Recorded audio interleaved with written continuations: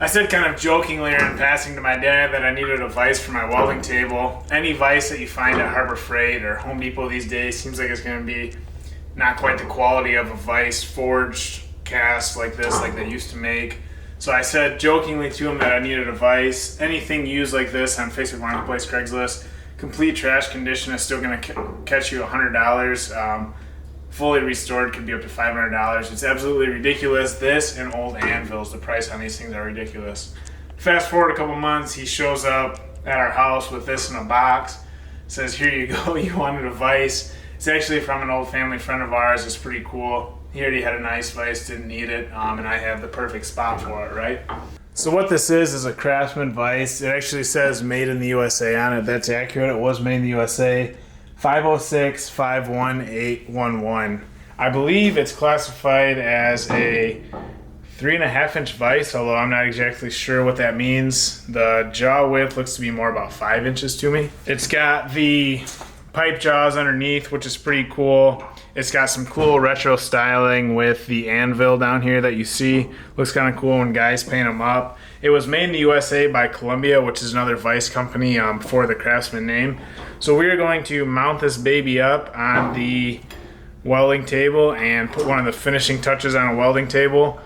That turned out pretty cool, I think, with a pretty cool piece of USA manufacturing history. So I'm gonna put this kind of equally spaced on the corner here so that I can spin it. This vise has a nice spin to it, like you can see. So I can spin it these ways. It doesn't spin a full 360 degrees underneath. So if I mount it this way, that'll give me access to it from both sides. In order to mount it, I've got a nice 1/2-inch thick top here. If you guys are interested in seeing me put the top on the vise, I'll post a link to that video up here.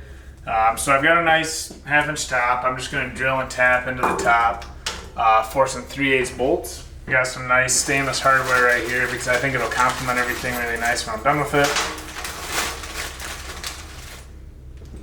So I'm just going to drill and tap. I love just, tapped holes. There's something simple about it, even if it is a little more work, with these nice 3/8 fasteners. In order to do that, there's one thing that I always seem to struggle with when I'm doing something by hand. If I was in a nice shop with a Bridgeport, I'd use it on the Bridgeport. If I had a mag drill, a $1,000 mag drill, I'd use that. I don't, and I really wanted to buy one for this video, but I just can't justify it, right? So they make a ton of little jigs like this. This one's called Drill Block. But basically what this does is it just has a bunch of common sized drill bits, and it'll allow me to just clamp this to the table right where I want it. And it's not gonna be super resistant. These should be pretty hard, these bushings in here. But basically all this is gonna do is it's just gonna give me a guide and allow me to drill that hole straight, which will then allow me to tap a straight hole, right? So I'm gonna mark out where I need this, and then we're gonna use this drill block to drill some straight holes.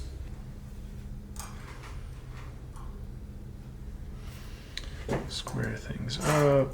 I want it to come out in the web here, so we're really only gonna go in about a 1/4 inch or so.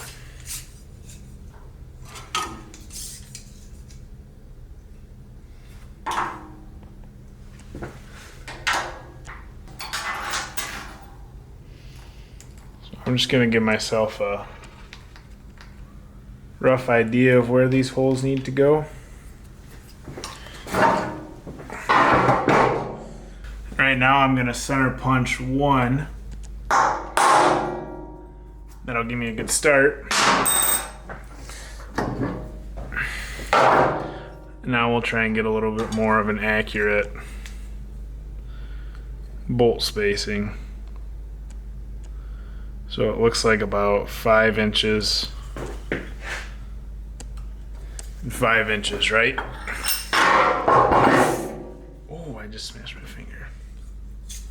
So now I can come in from here. There's my mark.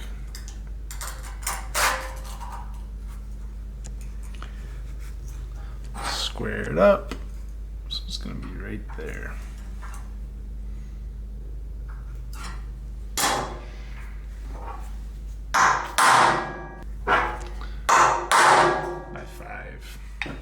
And I'm going to use this drill block. I got this on Amazon for like $8-10 or something. I'll put a link to this in the description in case you guys are interested in this. The tap drill size for a 3/8 regular coarse thread bolt is 5/16. So we're gonna drill a 5/16 hole in the table here. Start with a nice little pilot hole here.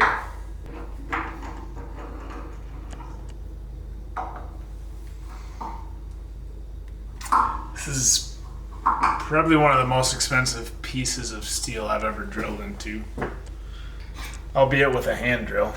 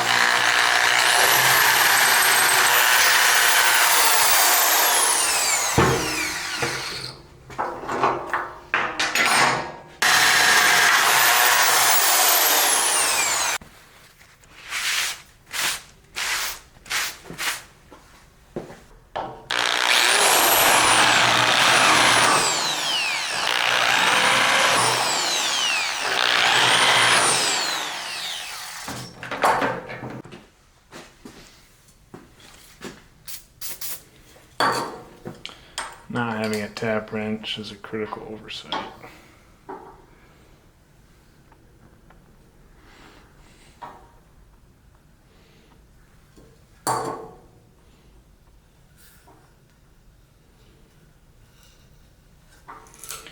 So the trick is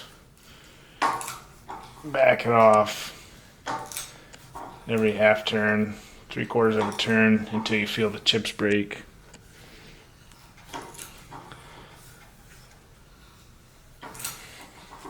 Because even with a chip clearing tap like this, it just never seems to go right unless you take your time, work it back like that, and get the chips off.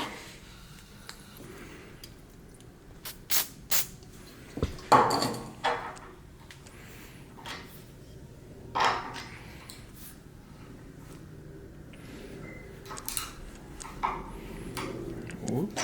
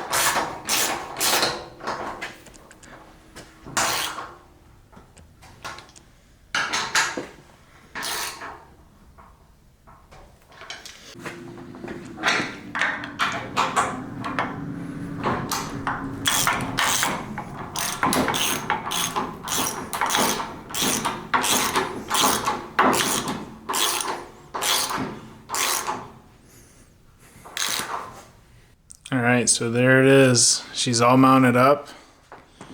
Looks pretty good if I do say so myself. It's a nice vise. I think it'll get a lot of good use on this table. So that's it for today's video, guys. Thanks for watching.